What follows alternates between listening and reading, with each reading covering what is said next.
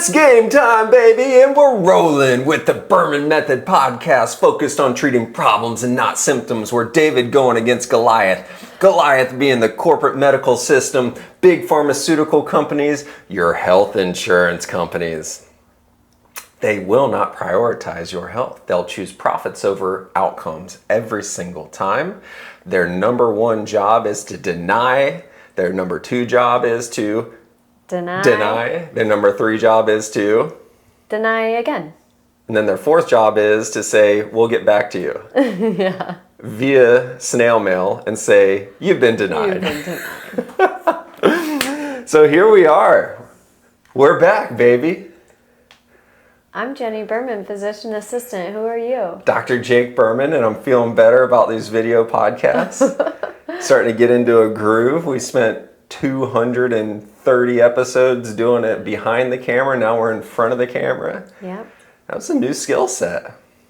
We had a special guest on the video podcast last week. Oh my goodness, Stella, cracking me up. I got a few texts about it already saying she knows more about carbohydrates and red food dye than most adults do. Which is true. That is true. That's a shame that's true. She was asking me the other night while you were gone, we were eating dinner, and she was like, is this a carbohydrate? Is this a carbohydrate? Is this a carbohydrate? So we had a plate lesson, again, on protein and carbohydrates, and good carbohydrates versus not so good. Yeah. And healthy fats. Nice. Yeah. The more you know. Yeah, I mean, it's a fine line, right? We don't want to make her crazy, and we also don't want to make her rebellious against healthy eating, but we want her to be educated.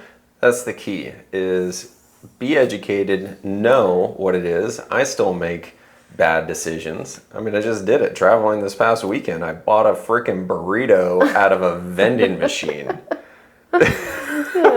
You texted me a video and I was like, ooh, that looks like a brave decision. Before an airplane. Before you get on an airplane. That's exactly what I said. So I flew out of RSW, and I have not flown Delta out of RSW. I can't tell you how long because it's usually Southwest. Well, and it was also 5 a.m. It was earlier than 5 a.m. 4 a.m. Yeah, it was 4 a.m. It was a 5 a.m. flight. So it's 4 a.m. and I'm walking through this terminal that I haven't ever been in, or at least not since they've remodeled it, and they've got this new vending machine, and I'm going, look at how futuristic this thing is. It said, made to order, fast and fresh, and it was breakfast sandwiches and breakfast burritos, and I'm going, no way. And I'm looking at the price tag, and I'm like, it's $8 for a burrito out of a vending machine. But look at the marketing behind this thing. I'm looking at this marketing is dialed in. So of course I have to try it. It's 4 a.m. What do I have to lose? Except you're getting on an airplane. Except I'm getting on an airplane. And eating out of a vending machine, which your gut is not used to. My gut was not used to it. Luckily, my gut has a good memory of my college days, and it did just fine. Oh, good. I'm glad I did it. Yeah. I don't need to do it again. They advertised it and marketed it as a half-pound burrito. At least half of that half-pound was the tortilla. Mm-hmm. So I'm sitting there, this ties in very well. I'm sitting there eating this thing and I'm going, there cannot be more than 10 grams of protein in this thing. Oh, right. I would have been surprised if there was 10 grams of protein. So I'm eating around the edges of it because, the burrito rolls up and there's all this folded tortilla. I'm like eating around it, trying to get the alleged beef out of it. And I'm going, most people would just eat this whole entire thing. Yeah. What kind of macros would that be? Oh, for sure. I mean, 65 grams of carbohydrates and 10 grams of protein. That's insane. In one burrito. That's insane. Yeah, maybe more carbs. Yeah. I mean, did it have like rice and stuff in it? Yeah.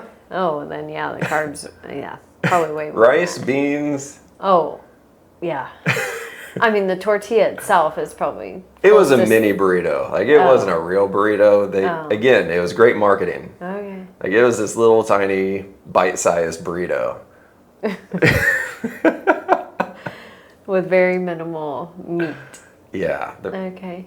Anyways, it tasted really good. I was surprised at how good it tasted. I'm not going to do it again, though. It just wasn't worth it. That's the point of it, is because I knew what I was doing, I can make an educated decision that it's not worth it.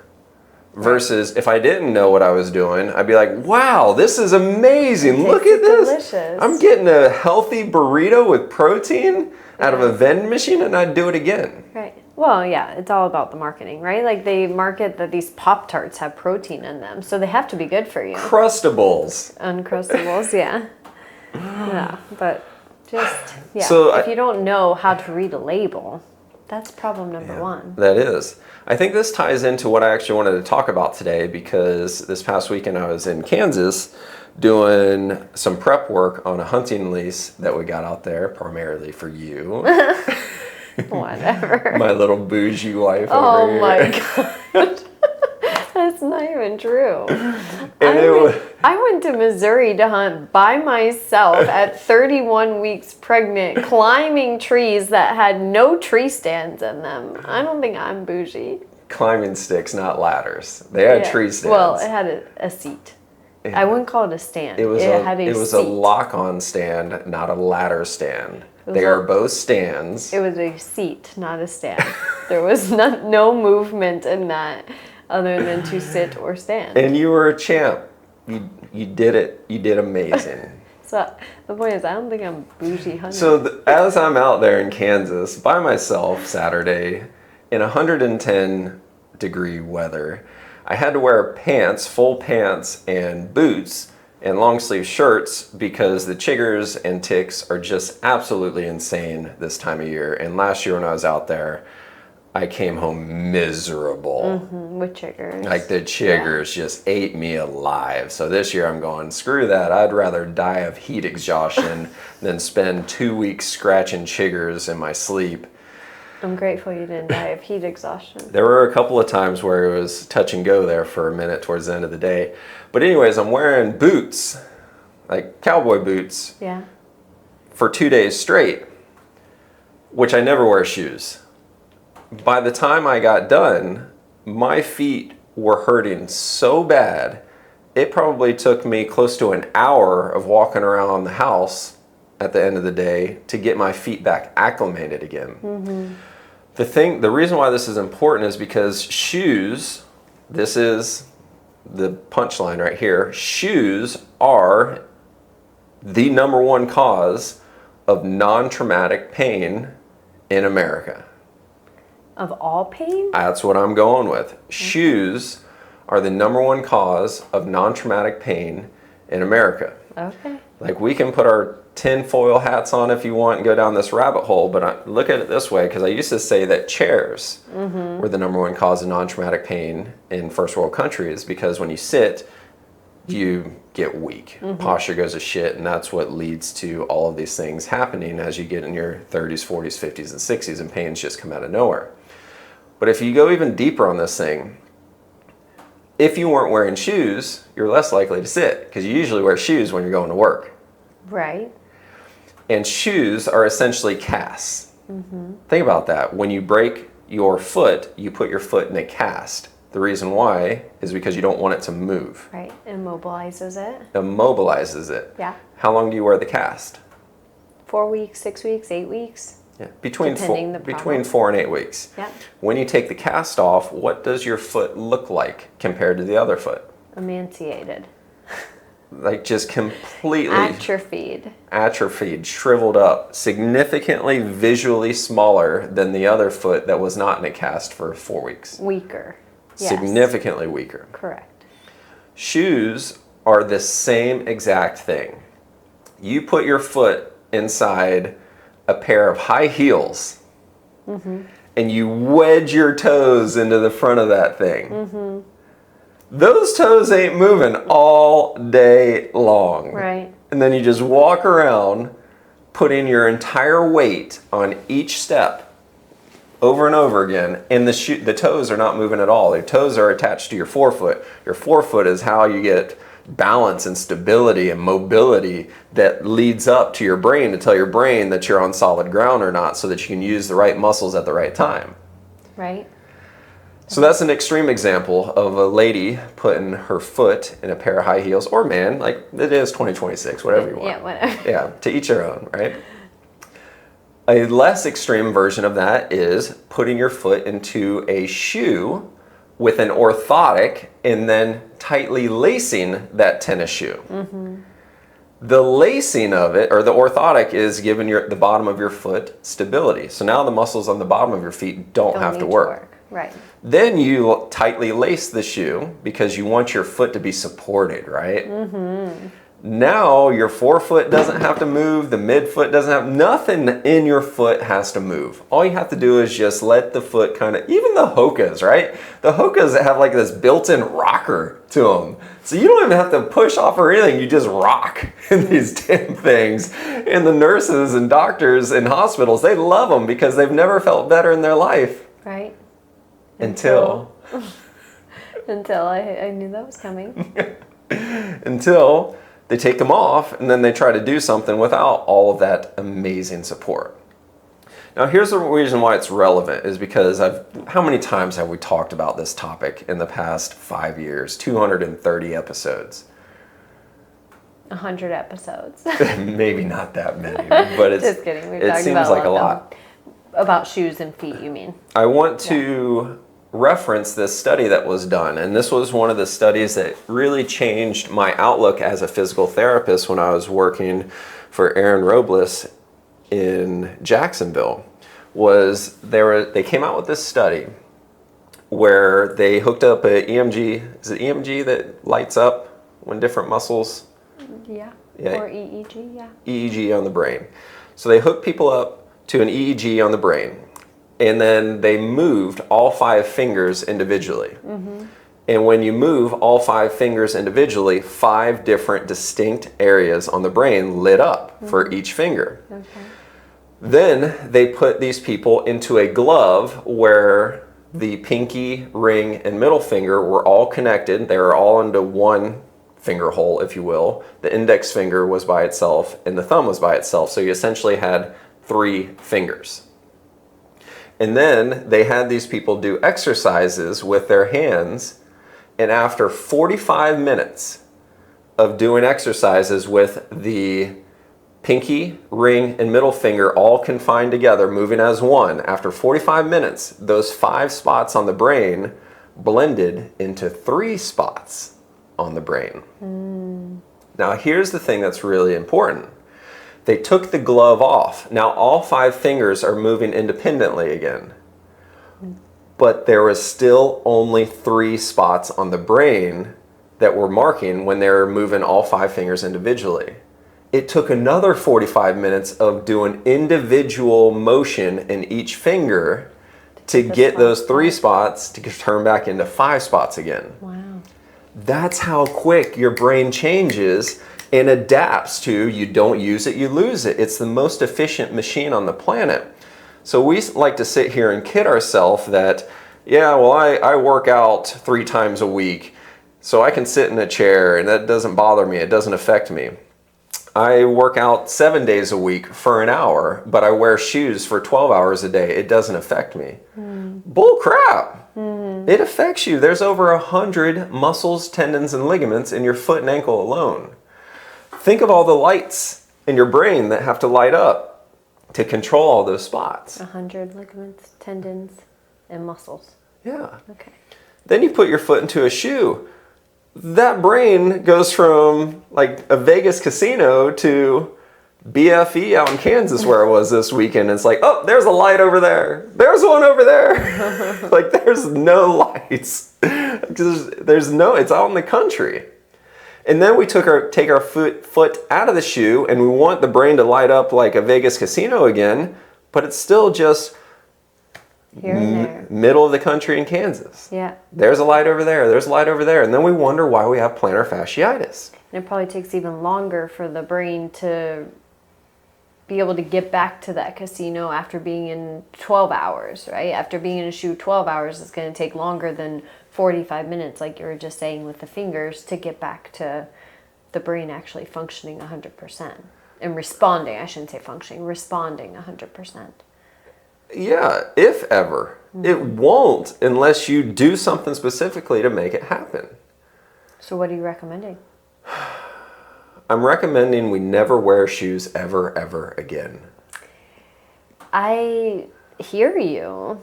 It's probably not plausible for a lot of people with their job force. If they're not working virtually and they have to go to a job or a grocery store or anywhere but Home Depot where you could walk in barefoot.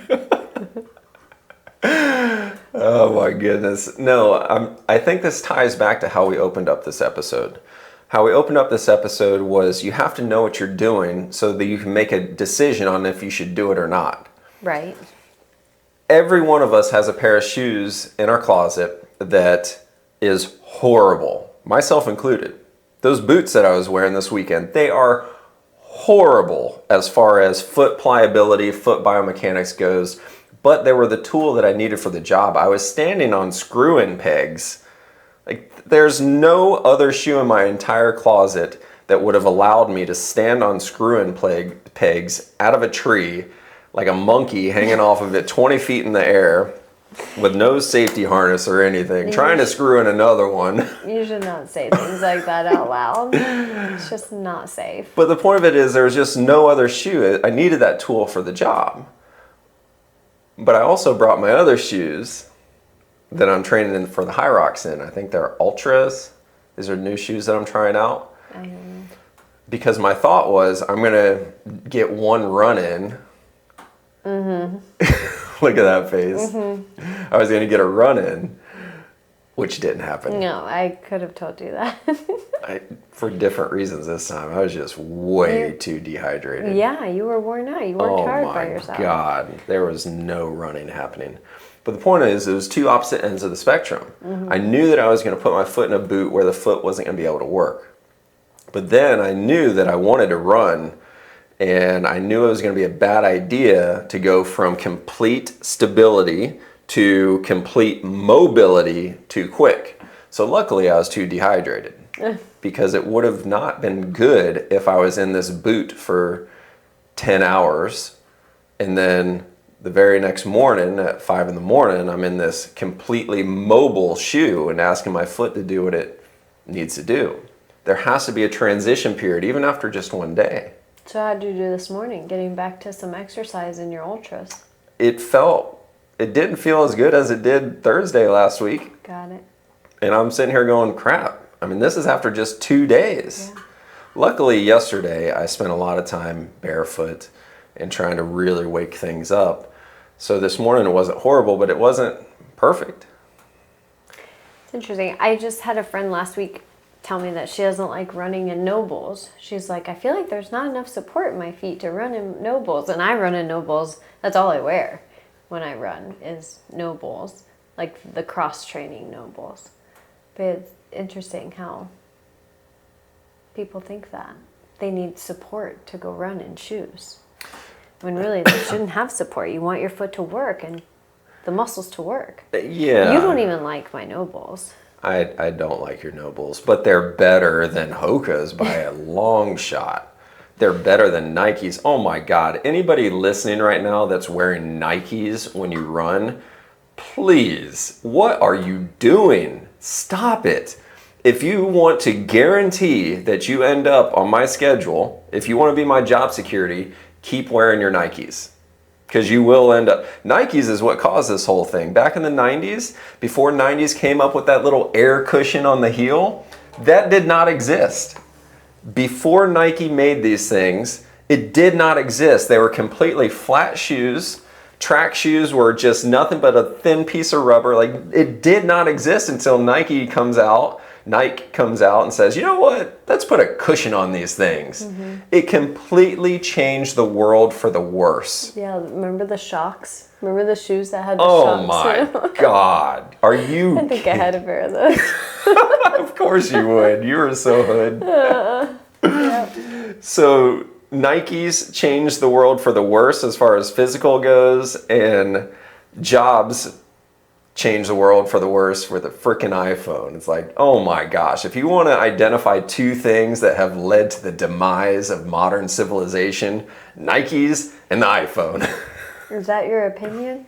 Well, we were talking about tinfoil hats 20 minutes ago, right? Think about it though.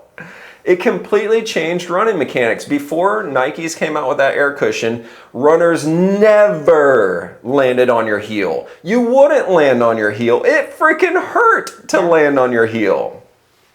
Then the shock comes out, and then you take people that are not runners and turn them into runners because now they can run, and they don't have to train, they don't have to be coached. You can just get off the couch and go run, land on your heel, and you feel good, and it's cushiony. Mm-hmm. It's like, what?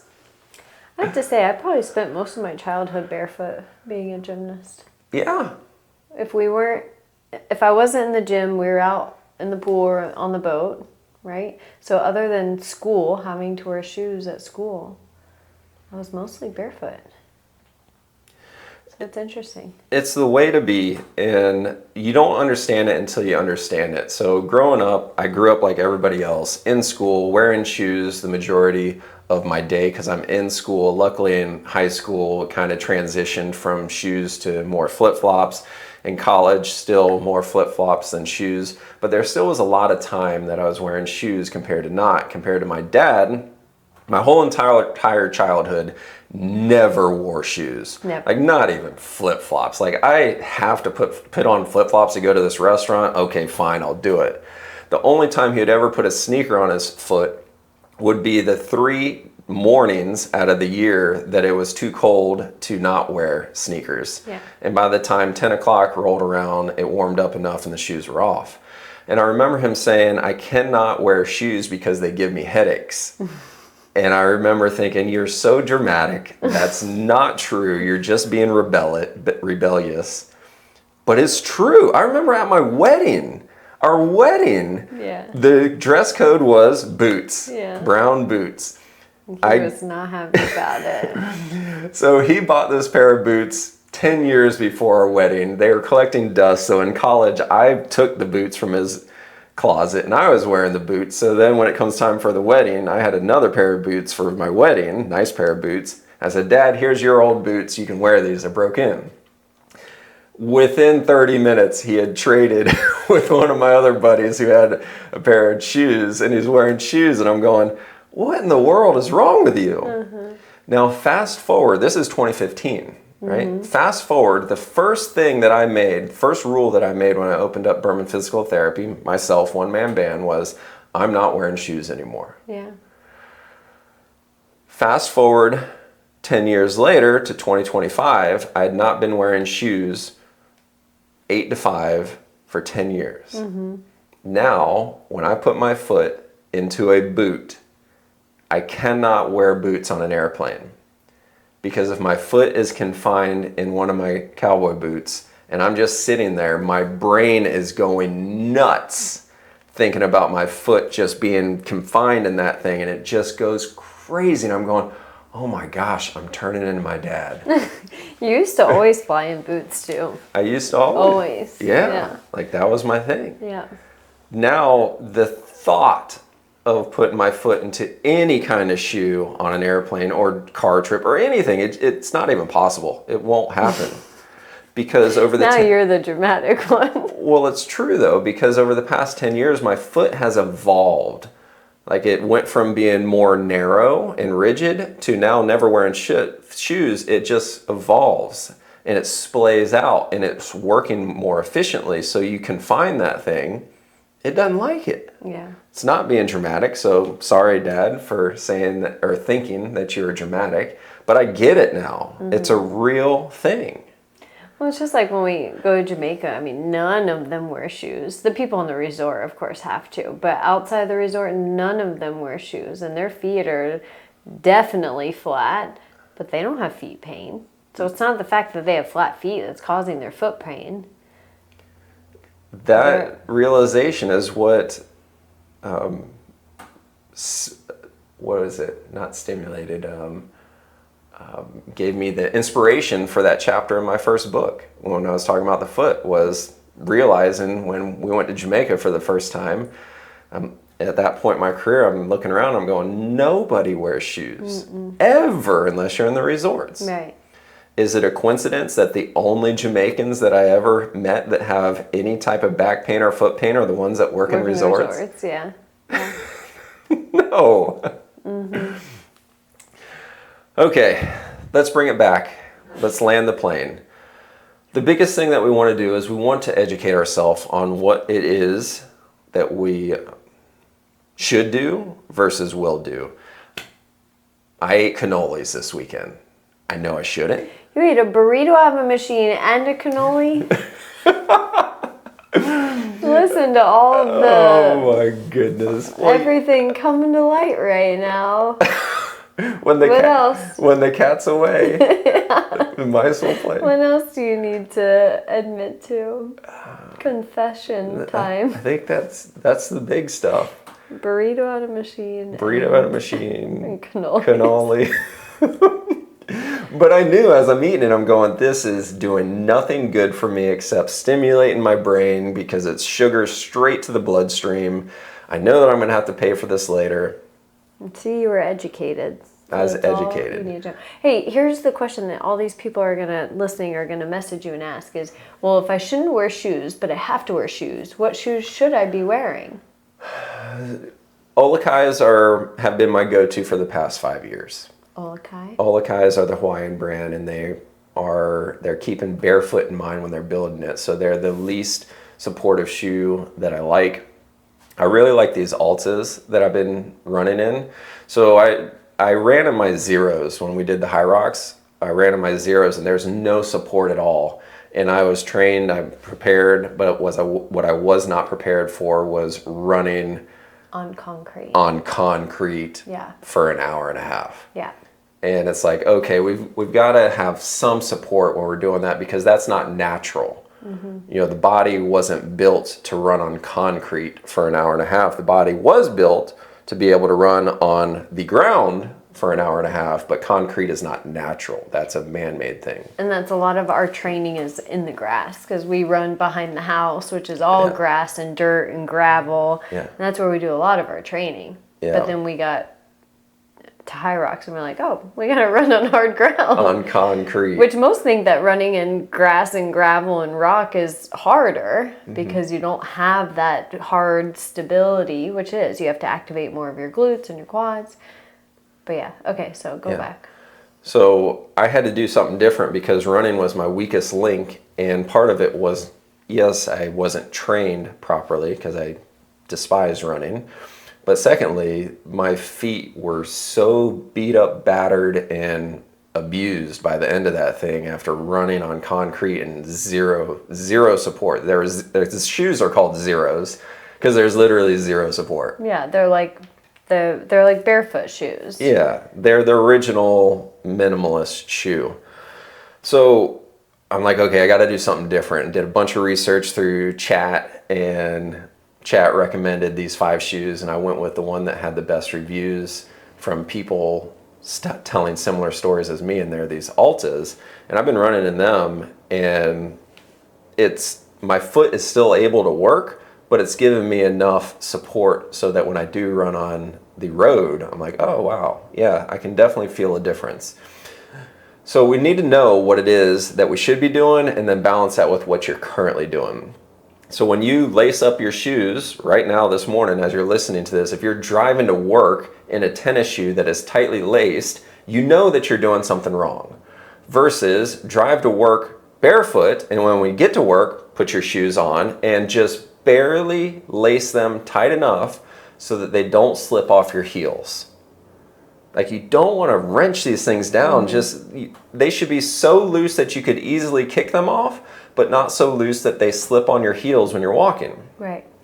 High heels, oh my gosh, ladies, never, ever, ever regularly wear high heels ever again. Right. Like, you'd rather go for the platforms where your foot is able to be fully open and out. Yeah, I'm not saying don't wear high heels to dinner and dress it up. I think it's great when you wear high heels once a year or once every other year. I think it's amazing when you do it. But what I am saying to all the, oh my gosh, the realtors out there, the realtors is a big one. Like the lady realtors wearing high heels all day showing houses, F that. There's a million other shoes that you could wear to look cosmetically appealing that are not scrunching your toes into those things. Right. You gotta stop. The times have changed. Right. Or even if you have to do it, just only putting them on to get out of the car and walk the house and then get back in the car and take them off. Yeah, I'll negotiate with that. Yeah. I've never driven in shoes actually, which is, I guess, kind of illegal. Or is it not? Look at you, Is rule it follower. unsafe? I don't know. Unsafe or illegal, I'm not sure which one, but I've never driven in shoes. Miss Rule follower. Stop 100% for every stop sign. No California rolling stops. Okay, but I also haven't gotten a ticket.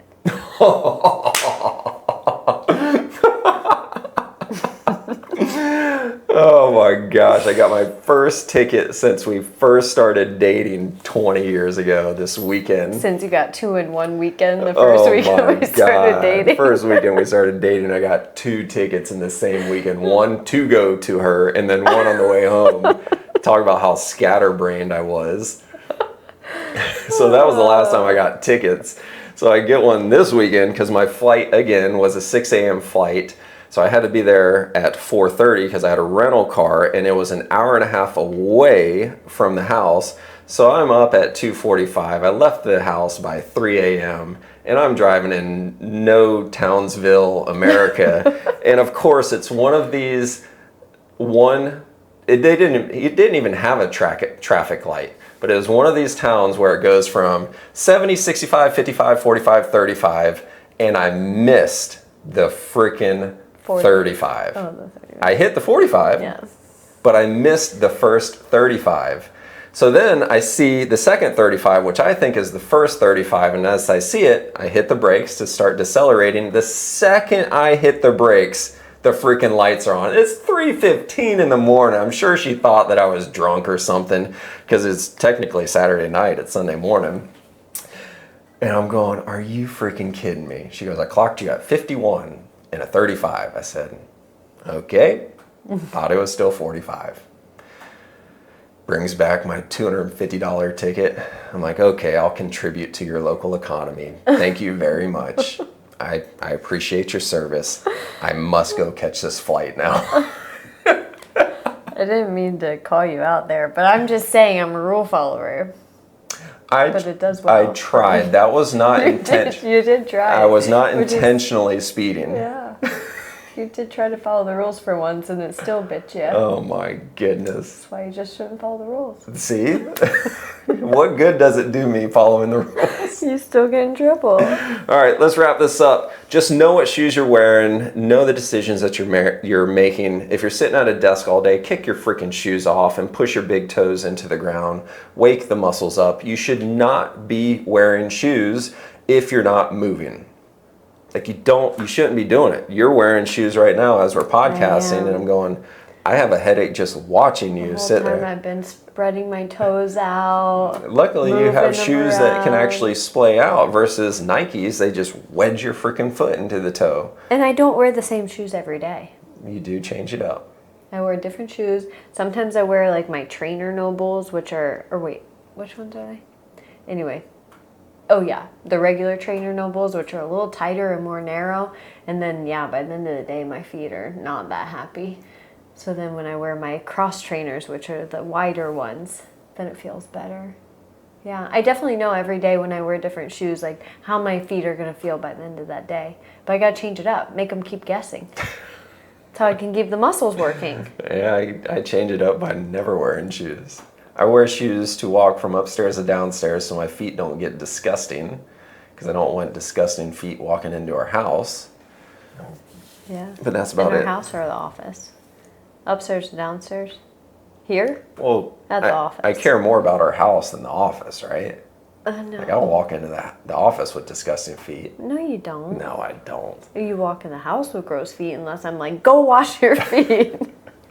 How often am I like, go wipe your feet off? That's walking outside in the dirt and the mud. Not coming And then come in the house. Yeah, not coming from work though. No, I know. That's why I said you care more about the office than the. Okay. Go barefoot. Barefoot. Don't wear shoes. Barefoot is best. Barefoot is best. Good? Uh-huh. BermanBoomers.com to see if you're on track to arrive at 80, feeling 40, and if you're already in your 80s, kick your 90s ass.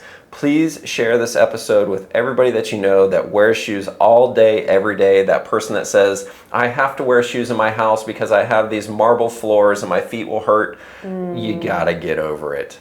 The answer is not get new flooring. Ran into one of my buddies in the grocery store the other week. Hardwood floors or some type of hardwood or some type of floors. Wife has an ankle issue. We're getting new floors because it hurts to walk at home. Okay, well maybe we should fix the problem first before we spend thousands of dollars on new floors when the floors are not the problem. Right. I've been walking around on concrete floors in this office for 10 years before we put laminate down. Yeah. 10 years walking around on concrete barefoot all day. Mm-hmm. The floor is not the problem. We fixed one of our friends who always had to wear shoes around her house, and you fixed her feet, and now she can walk barefoot. Yeah, traumatized her foot, but it worked. It worked. That was awesome. Shout out to Jordan. Yeah. Yeah. Okay. Cool. So BermanBoomers.com, and make sure you share this with somebody. Ciao for now.